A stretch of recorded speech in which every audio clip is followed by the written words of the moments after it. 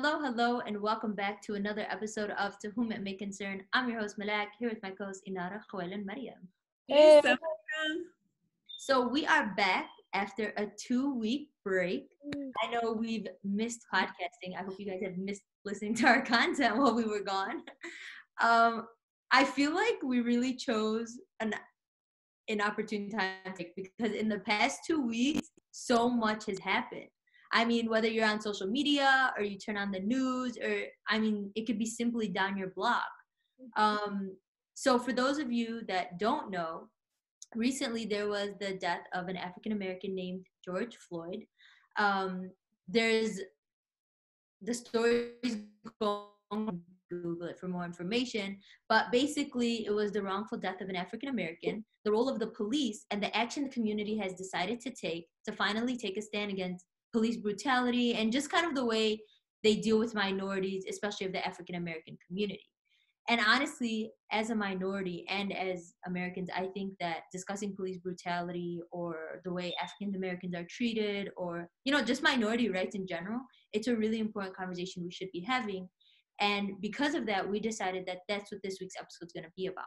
We're going to discuss police brutality, a little bit of the history, and where it's come from.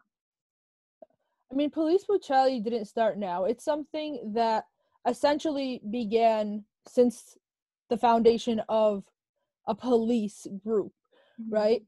So we kind of have always been seeing this, especially in some of the laws that even they were forced to implement at one point, such as segregation laws, right? That only recently ended in like the end of the 1950s. So there's so many things that are wrong with our institution of policing that needs to be discussed. Yeah, it's so interesting because the Black people in this country have been just mistreated since the beginning. They were forced to come here as slaves. And then, okay, finally slavery ended, but you think that at that point, the American people have realized, okay, now we need to start treating each other equally. But no, it's the whole separate but equal segregation. And then after that, it developed into, okay, now we're going to integrate, and then that'll solve all the issues between the colors, like the different colors. But that in itself didn't do that.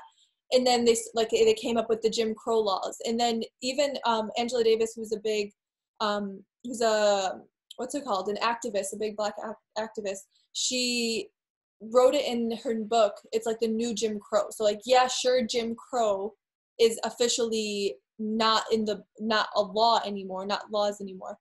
But what we have is institutionalized racism that has basically Jim Crow but covered, like an undercover way of having this type of different interactions between either the police or lawmakers to a white community versus a Black community.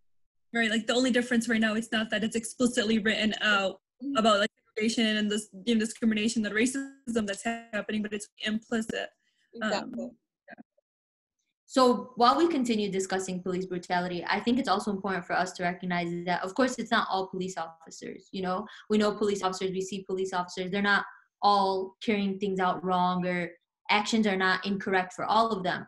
But I think it's no surprise, honestly, that we do have mistakes between police officers, because I think our system's foundation is broken to begin with. Like, I think there are a lot of foundational corrections that we need to make before we can expect those that carry out the laws or implement them to also be 100% all the time. You know what I'm saying? But like, you kind of mentioned something that I wanted to go off of, and where policing is a very difficult and hard and challenging job, but doesn't that mean that we should hold it to the highest level of standard possibly to be held to? Because the trust between the police and the community that they're serving, they're serving the community, not the other way around. It's extremely necessary, and it's important, and it's extremely fragile, especially when you have certain police institutions that are set up in place to essentially harm people in certain instances. And I think if people make this an individual person problem instead of looking at the institutional problem, they're missing all the policies that are put in place that make the system bad. Exactly. So like what you said, Malak, sure, it's not individuals, or sure, it's not every single police officer, it's individuals that are caught on camera, but there's so much distrust between the police and the community, where it's like the community, just anytime they see a police officer, they've had so many bad encounters. So like you said, it does go to the system where I highly doubt that any police officer goes into the academy saying, okay, I'm a racist, I'm going to try and make it hard for that community. But like you said, the system is trained in a way where it starts looking at the community as us versus them, blue versus black. It starts making it seem we're like, okay, most of them are criminals. Most of them are criminals, so might as well treat them as such. And I think honestly, the whole image we've painted of African Americans from the beginning of time, I think that also has a detrimental effect on people that, like, first of all, it has a detrimental effect on everyone, and then you have people that decide to be police officers after the fact. You know what I'm saying? So even the way African Americans are portrayed in Hollywood, or the way they're portrayed on the news, like, a big impact comes from the fact that we always see them in a negative light, that we suddenly always feel like we have to be on the defensive in the presence of an African American. So we take cops that have been led to believe this all their lives growing up, and then we throw them in large African American communities, and we tell them that, you know, these are basically all criminals and it's do or die. So we're instinctively telling these police officers that we're placing you in a do or die situation, and if the outcome happens to be die for the African American, then it's whatever. Like, it's fine. They're accustomed to that lifestyle.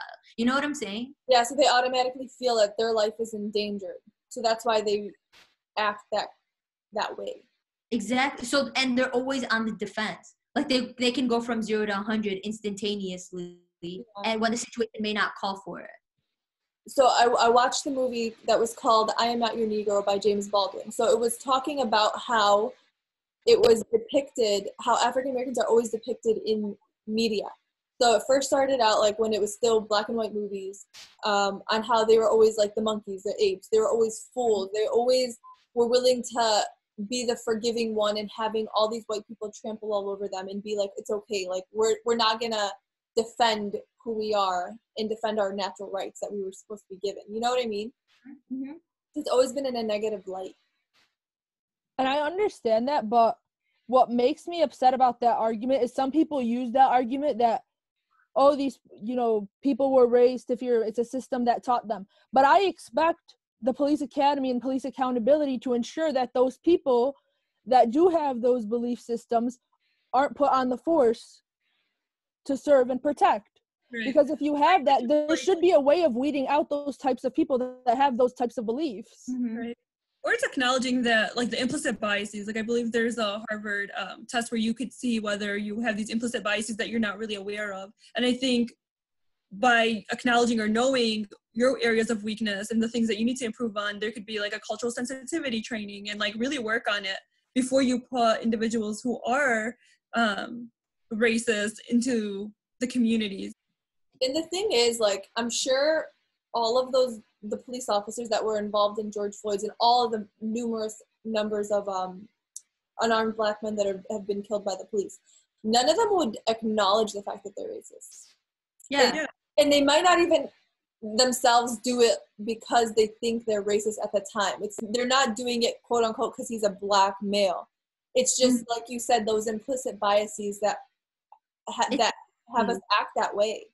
Yeah, and I want to make it clear, like, I don't think that's an excuse in any way, shape, or form. I mean, everyone is held accountable for their own actions, and, you know, you're old enough and you're smart enough to decide right from wrong and to understand 100%. And even in the case of George Floyd's death, I mean, that police officer that had his knee on his neck and that had killed him had 17 accounts against him to begin with.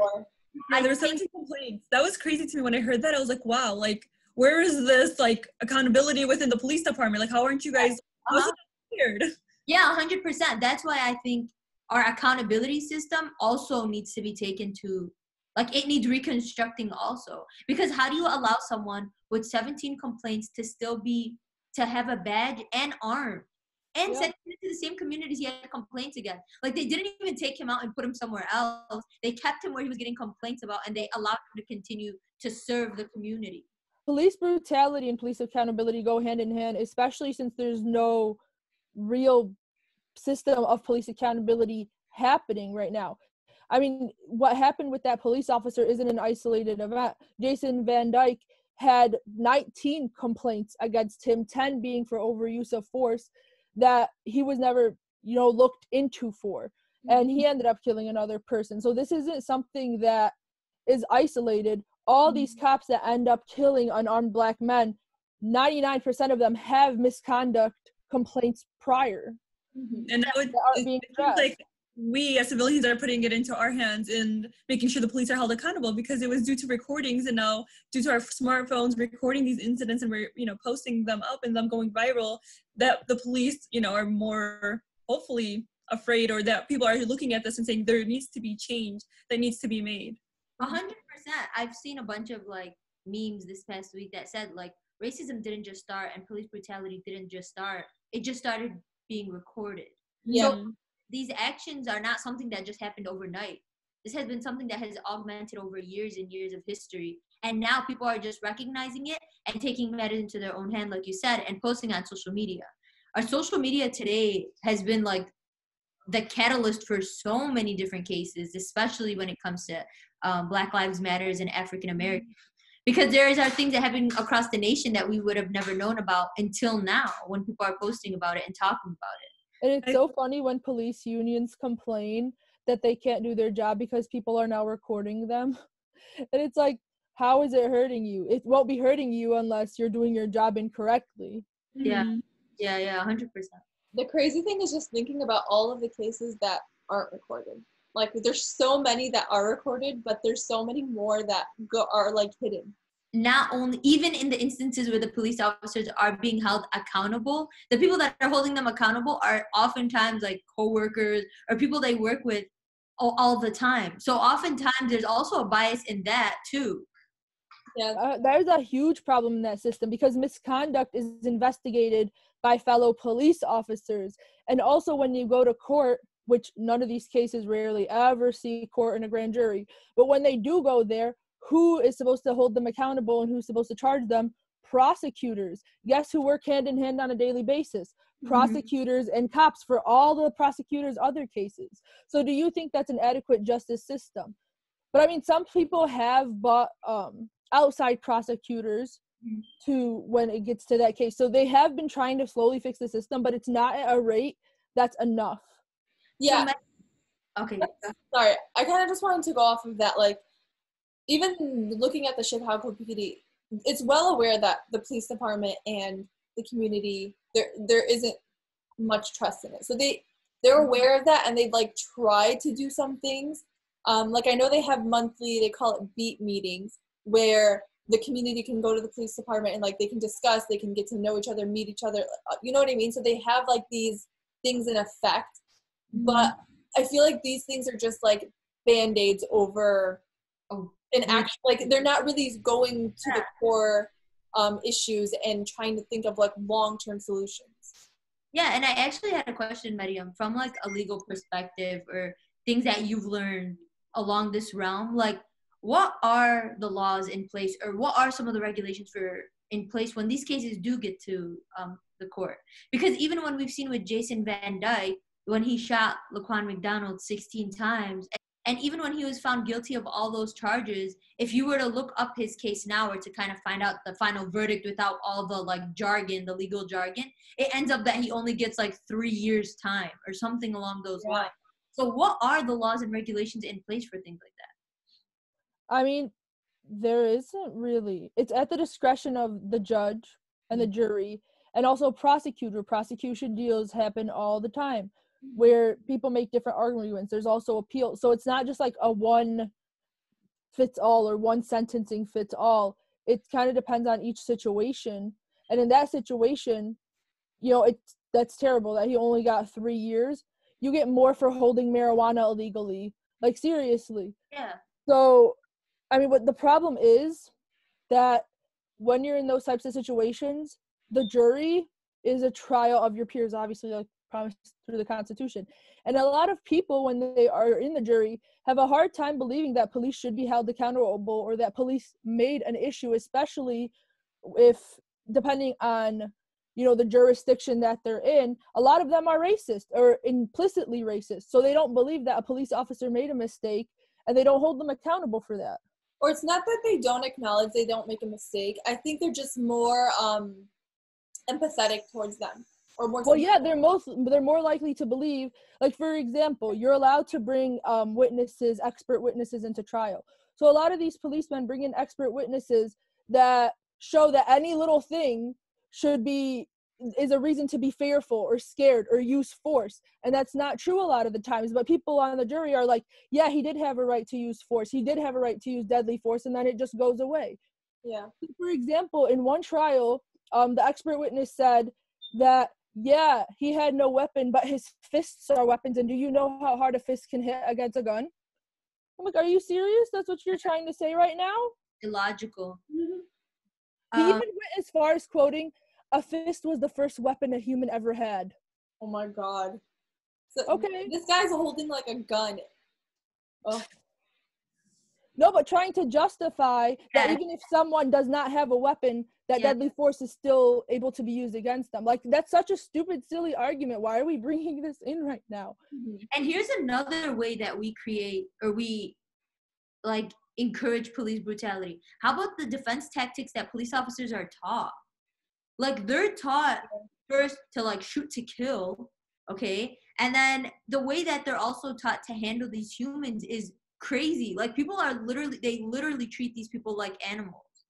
Like, how we need to, for people, I like have no words. I don't know how to explain that, like, how unintelligent you have to be, or how inhumane or desensitized you have to be to look at these tactics and think, yeah, let's teach it to the people that the community should trust the most, and then hope that they carry out these actions properly. Like, it's a recipe for disaster, literally. So it's interesting because if you want to, I guess, serve with any like Chicago public office or area, so like if you want to be part of CPD, you have to actually live in Chicago. And when I was like before, I was like, oh, why do you have to like live in Chicago to work for CPD? Like, it just didn't make sense to me because you can live in one place and work in another place. But then I'm realizing that I guess the point of that is to have the people policing the community from that community. So like, that's the point. You have to live in Chicago to be part of the police, to serve the people around you, because technically they're your neighbors, they're your people. But what happens is that now you have these Chicago Police Department people that are living in the better areas of Chicago that are kind of within themselves, but then they're policing areas like in the ghetto, in the underprivileged areas. So it's still segregated in that way. They're not actually from that community itself. And I was going to mention another thing to that is, you can have lived in a suburb or in another area and just move to Chicago for a certain amount of time, and they consider you a Chicago resident. So that also doesn't hold true, because you have people from middle class to upper middle class areas that decide they want to be CPD, and like you said, move into a nicer area of Chicago, are considered Chicago residents, and suddenly they're part of the community. So, I mean, it's something that stems from good intentions that obviously didn't play out the way it was supposed to. But something that struck out to me is that even if they do live in these communities, they have, for some reason, an us versus them mentality. And that also hinders a lot of police accountability.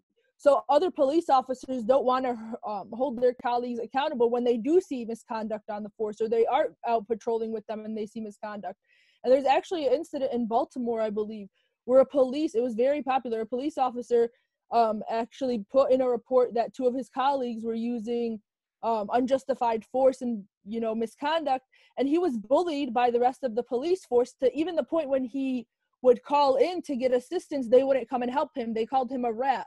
So the fact that this is the type of view that they have of when you do want to hold one another accountable is a problem. Yeah. And we're losing, I feel like, a good amount of mistrust between communities is also when you see millions of dollars being funded into your police academies or your police officers in your community, and you're seeing that money taken away from the community itself. So not only are these people like considered the bad guys because they're weaponized and they're sent out to police these communities, but they're also taking the resources that these communities depend on. So there's just so many difficult aspects of the relationship between police and community that it just really needs foundational help. Like we really need to start at the beginning and work back from there. Yeah, I was looking over the website. It's called Mapping Police Violence, and they actually laid out like 8 different policies as to what police departments should adopt in order to reduce the amount of killing. And these have shown to be like effective. So some of them, they were saying to like, 1, try your best to de-escalate the situation, you know, use all different tactics to try to de-escalate what's happening, not, you know, continue to make it worse, basically. And use the types of force that will not lead you to use a lethal weapon. You know, they're mentioning things like trying to ban or restrict chokeholds and strangleholds, use of a verbal warning before you do anything deadly, you know, prohibit officers from shooting moving vehicles. They mention to make other officers, kind of like what we were talking about right now, making other police officers accountable by, you know, if you notice one police officer is using too much force, that you could stop it. You could come in and like try to stop what's happening. So they were saying like these are some things that we could adopt within the police departments, and this would actually reduce killing by a lot. So they're like simple things that I'm like surprised that I'm surprised. How are they not doing that? Implemented. Like I'm like, this kind of makes sense. I don't know, but aren't they not doing that? Like technically, I'm sure, I don't know about the whole de-escalation, because like taking out your gun and pointing it, all of a sudden like just starting to yell isn't de-escalating. But like technically they do give verbal warnings before they put their gun out or before they're giving them in a chokehold. But it's just the way it's interpreted. Like, yeah, the police officer said, I gave a verbal warning, I tried to de-escalate, but then the unarmed black man's like, no, you didn't. You all of a sudden started attacking. You know what I mean? It's just a different perspective. And it's also like, what's your idea of a verbal warning? Like you holding out your gun and yelling, like, are you actually verbally warning? Are you degrading? Are you like, it can be also very misleading in that situation, especially when tensions are high. But here's my thing. I think so it's very easy for us to kind of like sit here and discuss the situation or give our opinions and our perspective, which of course none of us come from African-American backgrounds. Like we're just speaking basically like solely on experiences or like from a minority kind of, you know? But I think it's also important that we recognize that a lot of times you are caught in a difficult situation. And, you know, sometimes your first thought is it's either me or them, you know, or survival, whatever. You go into survival mode. Yeah, exactly. You go into survival mode. But there can also be a thing where you can disarm someone versus shooting to kill someone. You know, like our first instinct shouldn't be to kill. It should be like to disarm or, you know, give yourself an opportunity to get away or to get a better handle on the situation. Well, I'm sure that. I'm sorry, Maddie. No, I was just going to say I kind of don't agree with your point, because when I'm looking at us, the 4 of us, and looking at the general population of society, when we're put into fearful situations or situations that we view as an us versus them situation, we aren't trained for that type of thing. The police should be trained to de-escalate. They should be trained to not be fearful of their certain types of situations. Yes, they're human, but still they're not getting the certain type of training that comments that type of thinking. But I'm sure they do get that training, you guys. Yeah, I just think it's different to feel versus like, I mean, okay, it's like going to that's not true. A lot of police forces will teach shoot to kill or shoot until your clip is unloaded. Yeah, I don't agree with that. That's what I don't agree with that type of thinking, Mariam. 100%. That's not normal. Like, especially for people that we're weaponizing. Like, we give these people their guns and we send them into the communities, and I don't think that's correct. But I'm just saying that, of course, not in all situations, and not in situations pertaining to this, like George Floyd's murder, where he wasn't armed or anything, he was in restraint on the ground. But I'm just saying, generally speaking, when we're kicked into survival mode, a lot of times it's, okay, either I do it or I die. But not even, like, if you look at George Floyd, the thing that got people so upset, there was nothing that he was doing for the cop to treat him that way. Like, he wasn't armed, he wasn't resistant. Like, I don't understand. Like, that was literally, that's the issue. It's not always that there's an issue. There's, like, some sort of, like, problem. Sometimes it's really just pure racism. Like, he wasn't doing anything. And really, you can't solve an issue about counterfeit money. Like, there's no other way. It had to be him on the floor and your foot on his neck. It's honestly, it's kind of funny to think about this, but at the hospital, we have patients that become very, like, not just verbally, but like physically abusive. They're like throwing punches, they're trying to leave, they could definitely harm the medical staff around them. And it's funny because we, as like nurses, mostly the nurses do it, but then also the doctors will sometimes help. But like we can restrain those people without harming them. Like yeah, I went through a training too when I used to work with kids who have autism, and so they would train you how to restrain without harming, but to kind of get them to calm down. So it's interesting that they're taught to like kill. Yeah. But that's exactly it. So like the way our training, Though, are they really taught to kill, or I think it's just pure racism? Because if they were just taught to kill, then what happened to the white person? Like, why are they least likely to kill? Because if we're talking about training, then technically everybody should be killed equally. Yeah. You know, so it's more than just the training, clearly. Yeah. So that, I think that goes to show, like, we're breeding that type of hatred and that type of racism from the beginning of time. Like, psychologically speaking, we know that if someone continues to tell you something and continues to implement a thought, whether you believe it or not, you begin to act on it and you begin to adopt it yourself. So if we're constantly and again, I know everyone's held to their own accountability and you're in charge of your own actions, but if I'm continuing to tell you from when you're young that African Americans are negative and always be on the defensive and you feel like you have to protect yourself, it's also going to take years to disarm that thought process to begin with. Like the police training is very minimal compared to the years of growing up exposed to this type of media. yeah. You know what I'm saying? Like, I feel like it's a losing battle. And you know what's interesting? So like we even said, like the civil rights movements like wasn't even that long ago. But it's funny because I recently learned that, you know how a lot of times when we see like the marches in MLK and Malcolm X, they're in black and white, right? Yeah. But at the time they had colored pictures. So they continue to make it seem black and white to just make it even distance ourselves, like, oh, that was back then. This wasn't that recent. Oh, God. Just to like skew the way that we think about it, like, oh, back then was a race problem, not anymore. We don't have the issues. And it's funny because when you look at all the interviews that were going on between Malcolm X, Martin Luther King, James Baldwin, they're asking the same questions now.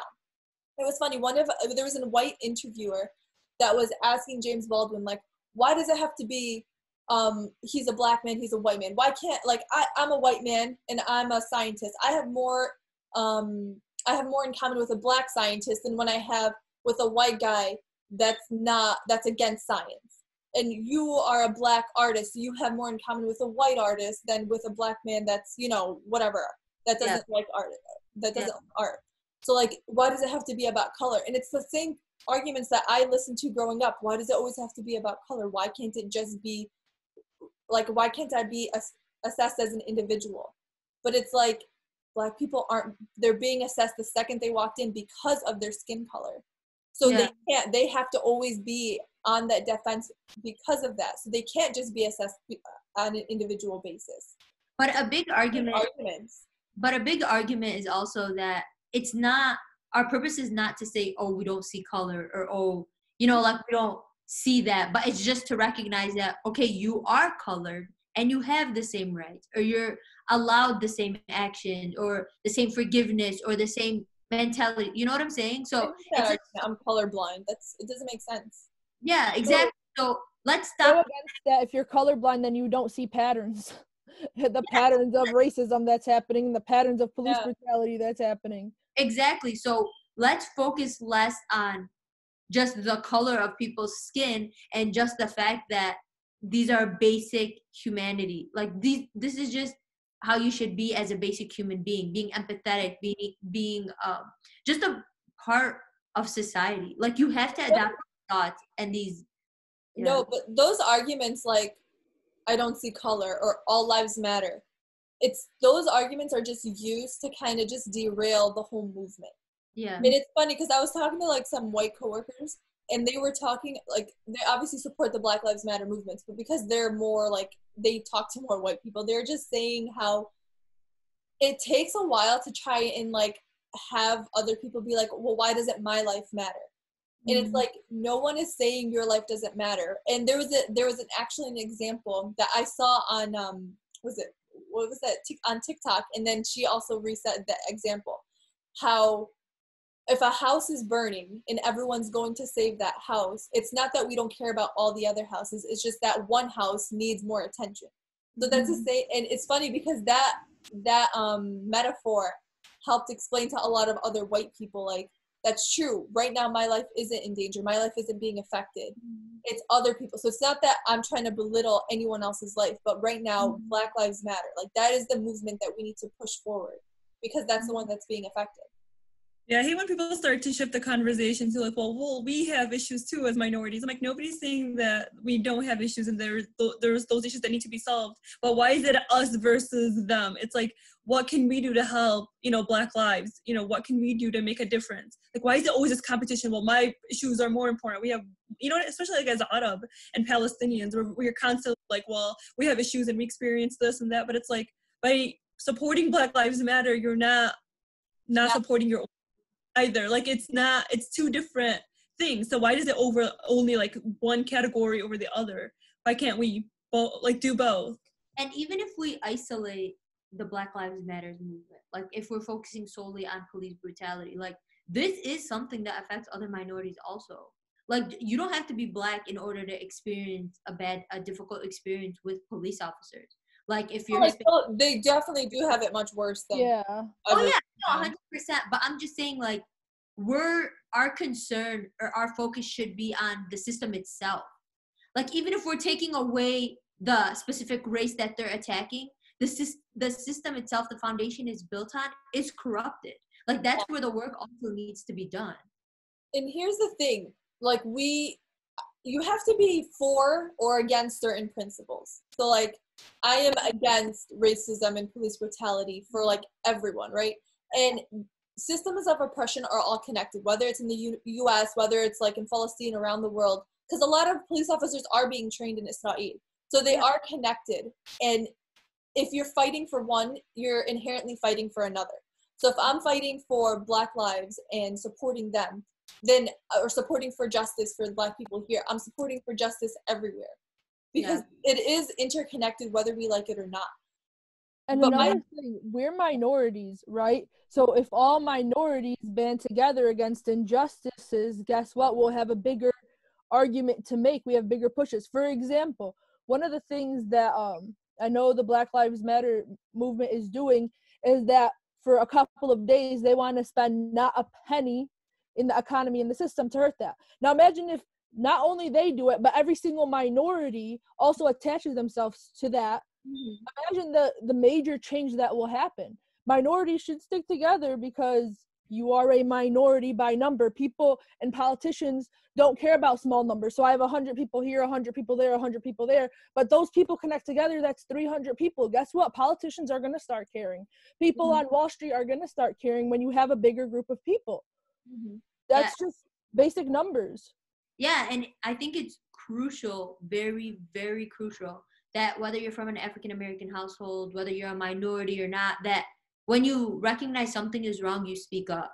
Like, if we can't expect those higher in power to hold our police officers accountable, then it's our job to hold them accountable. And that's the ripples of effect we've been seeing also this past week.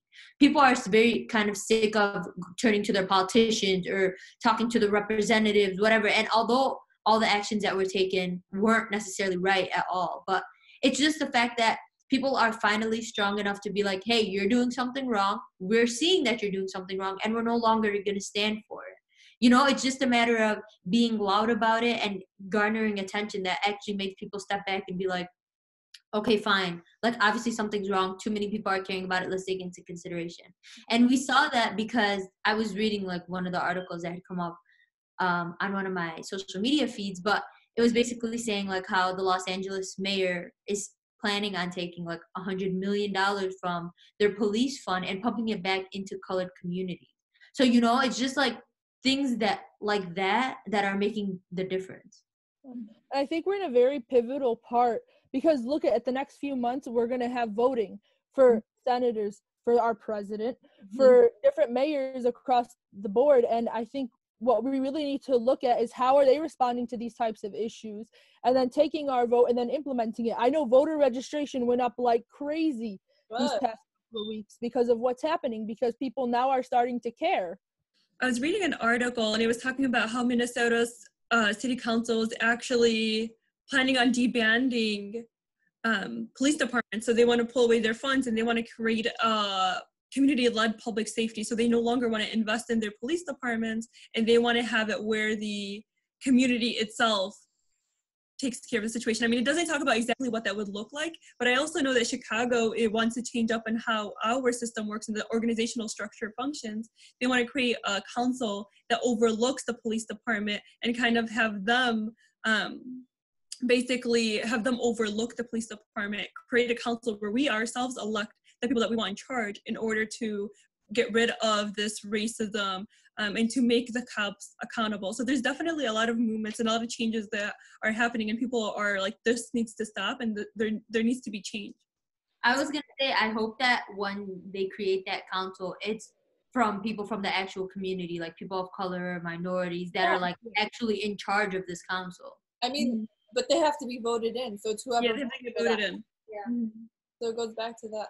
But there's also arguments of just like completely even removing the police department or all of these like changes, which I don't know if it's just because we're not used to having that, or like because the police have always been there, right? It's always 911, anything police, right? Or like you get a speeding ticket or anything, they've always been there.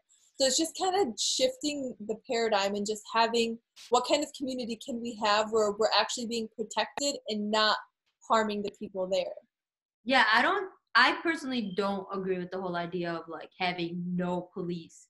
But I think, like Inada had mentioned much earlier in the episode, like demilitarizing the police and having classes of like I don't know, Inada, what the exact ones you were saying, but like civil community classes or civil sensitivity classes, or like I think those are important. And again, like demilitarizing the police. But I don't know if just taking police out in general would be a positive.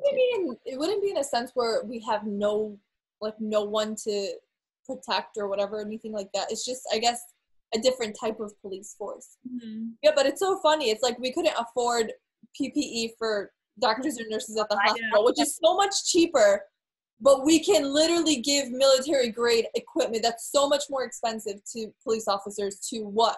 Kill our own community members. It's crazy. Yeah, suddenly we have the National Guard, SWAT teams, like officers we didn't even know were trained on site.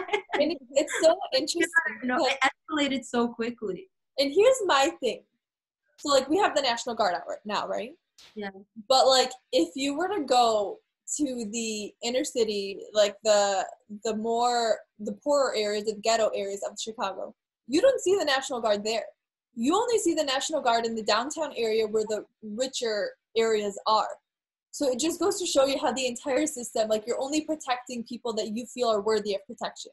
Because all of these riots that are going on, they're also affecting people in the underserved areas. Mm-hmm. So like, why are they not being protected from the rioters? Mm-hmm. Exactly.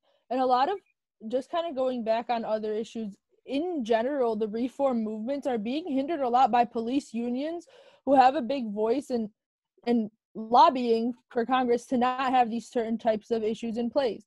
So it's not only fighting, I guess, on a small scale, but on a large scale as well, and creating these types of, deep-rooted reforms that needs to be happening. Like people underestimate what lobbying does. Mm-hmm.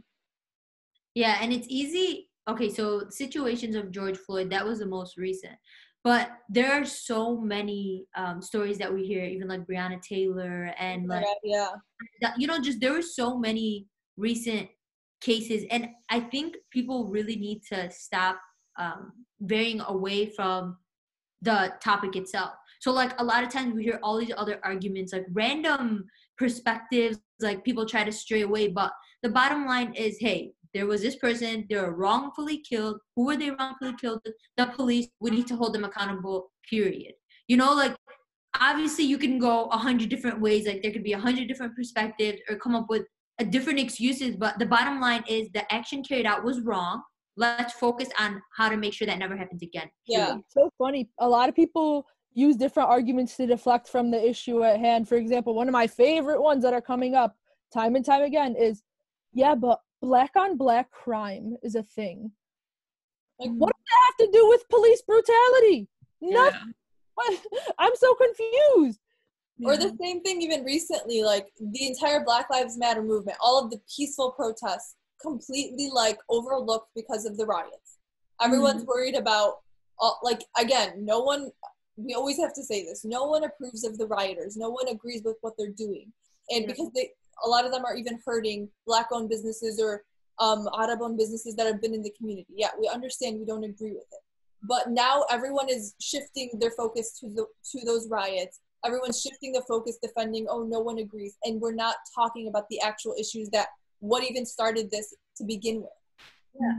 We're so quick to point fingers at the smaller group or the people that like don't have any actual power. So yeah, it's easy to say, oh, well, that black guy looked intimidating, or, oh, he had his hood up and he didn't turn around. Like, there's just so many different arguments when the bottom line is, again, something was wrong.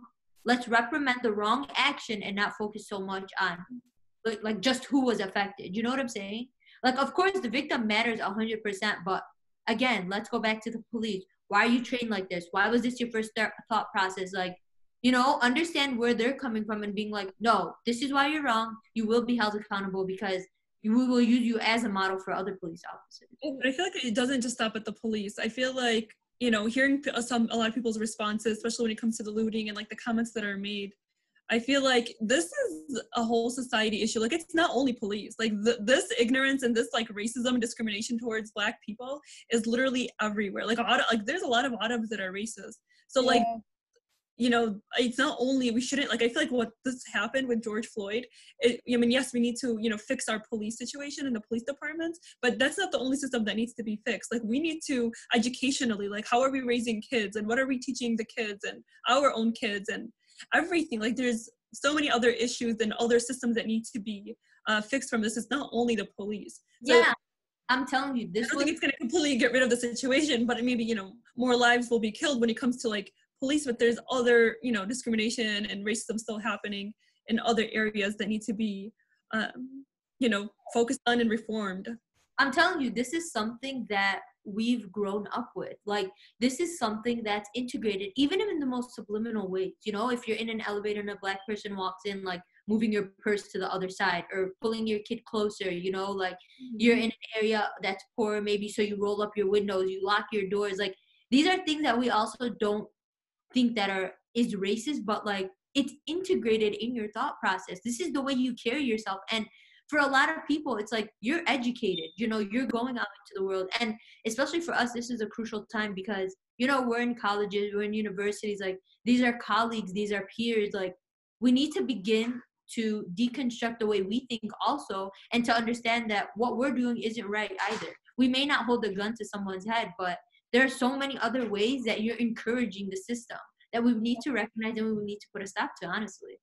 And a lot of people, we have this issue with when we hear or when we see someone saying, oh, Arab was racist, we automatically go on the defensive and we're like, no, we're not. We do this, we do this. But it's like, no, listen and hear what people are saying and then reflect on it and see what are the issues that we have in our community that needs to be fixed and addressed. Even when you look at some of our masajid, literally a whole, like, we are all Muslim, but 99% of the people that attend that masajid will be of a certain race.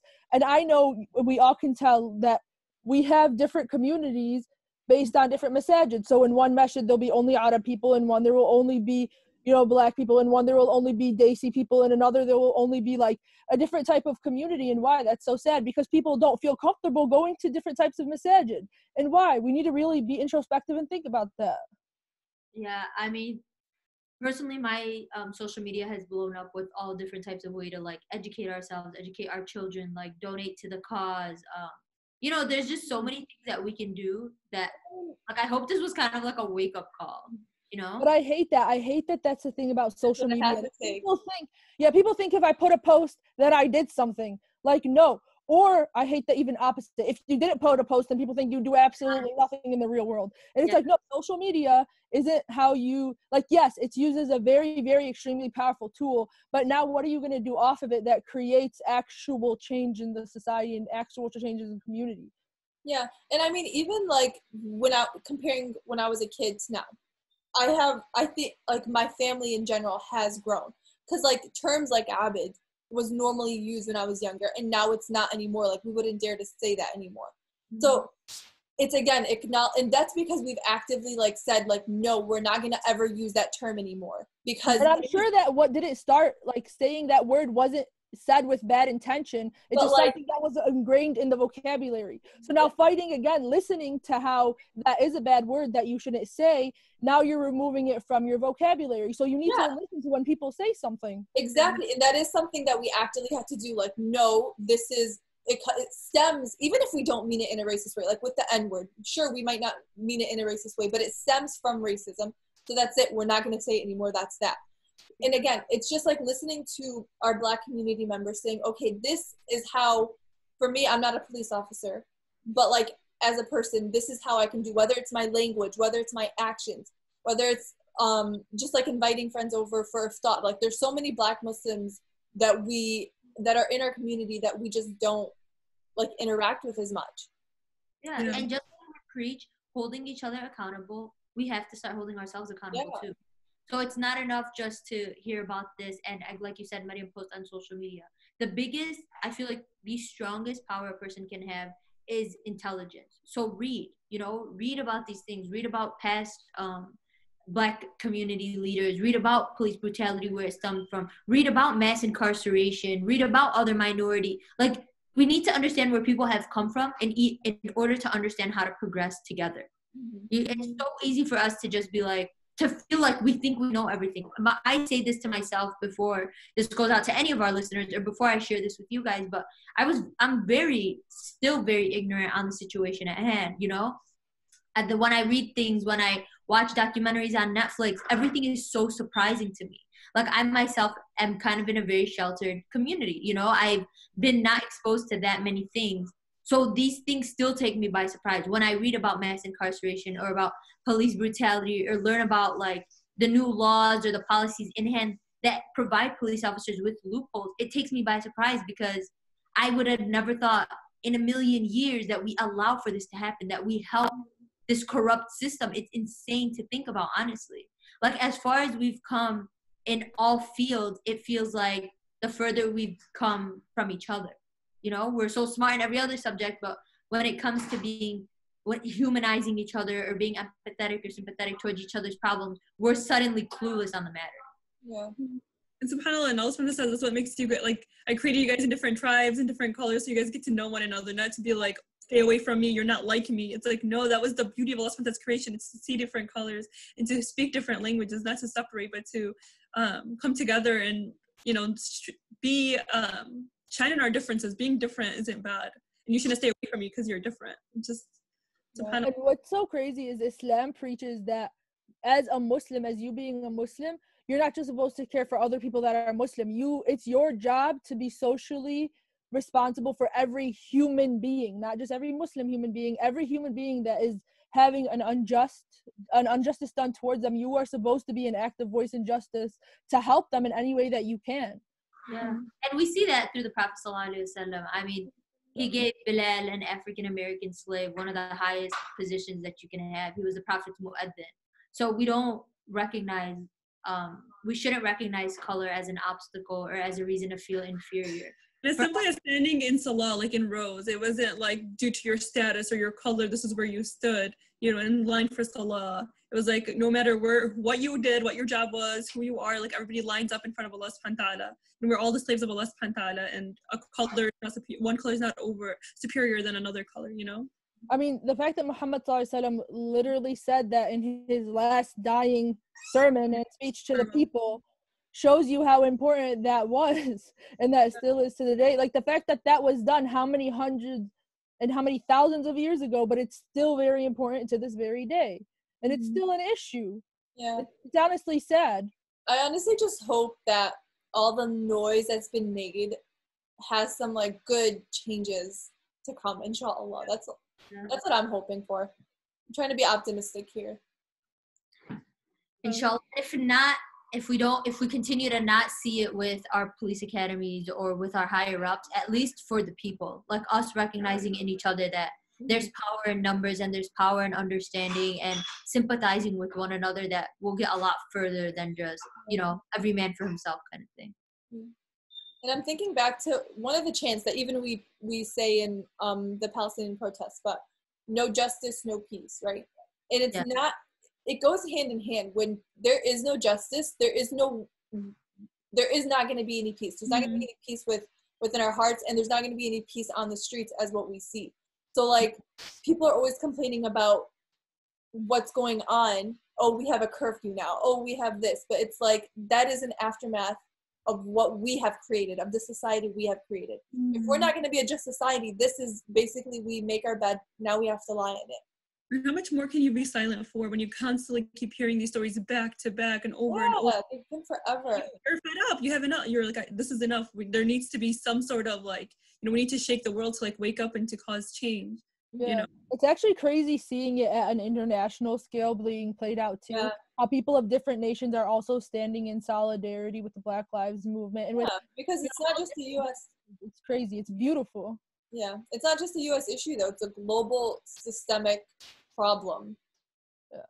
But I really would love this traction to follow the same trajectory as how the Civil Rights Movement and was written in. The Civil Rights Act was written in after this, traction and protests that happened before. So I'm hoping that there'll be active, real legislative change. The whole Civil Rights Movement though was years. It was over years. So it's like almost 15 years, I think. Yeah, so I hope it doesn't take that long for like to see. But you need people to keep the passion, keep going. Don't think that if it dies down that you should stop trying to create policy change. It's longer, but it's really also interesting because today people speak so highly of like Martin Luther King and Malcolm X, and now they put them at pedestals. But even at the time, they were seen as criminals, and they were arrested, and they were assassinated. Like, even the people that we like hold so high in the African American community were people that we criminalized at their time.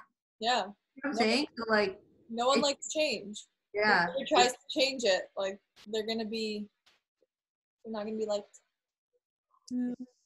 And something that we can all do is always make dua. Like, a simple thing that we can do is just make dua. That's like something that we have, and asking Allah subhanahu wa ta'ala to remove these injustices and the oppression and the biases within ourselves, and to make a difference, and hopefully so change can happen sooner. But it's like make dua, and you have to do act, of course, yeah. Okay. But I'm saying you don't forget dua too. Like, but just in general, everyone's like always pray and make dua. It's like, yeah, don't get me wrong, that is super important because dua is the only thing that can change fate in Islam. But I feel like a lot of people don't make dua for instances like this. I feel like those things kind of get overlooked, like, mentioning it, because I feel like a lot of times people don't make a specific dua for Black lives and to really like remove these injustices and stuff like that. So it has to be both. Yeah, of course, dua and action.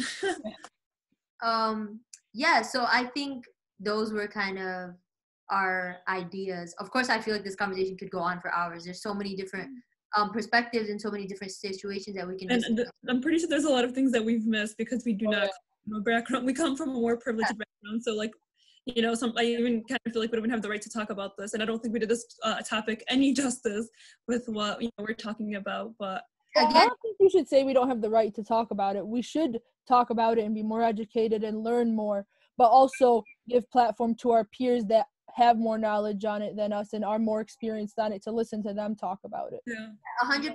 And I know I've mentioned it earlier in the episode, and I'll mention it again. It's so important to educate yourself, to look at for the right resources, to read the right books, to listen to the right people, and then be able to create opinions and perspectives for yourself. We can use our privilege to help the movement. Of course. So thank you so much for everyone for tuning in to another week's episode of To Whom It May Concern.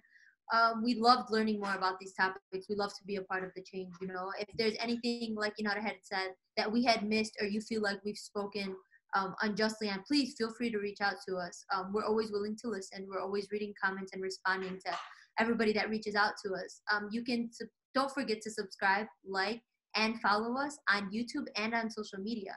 So make sure you're giving us a thumbs up on YouTube and you're subscribing to our channel. So every time we're releasing content, you're the first to know about it. You can also follow and like and on social media. We're on Instagram, Facebook, and Twitter at The Modern Skeps. If you have any ideas or you'd like us to discuss something with you further, you can email us at modernskeptics@gmail.com. P.S. Black Lives Matter.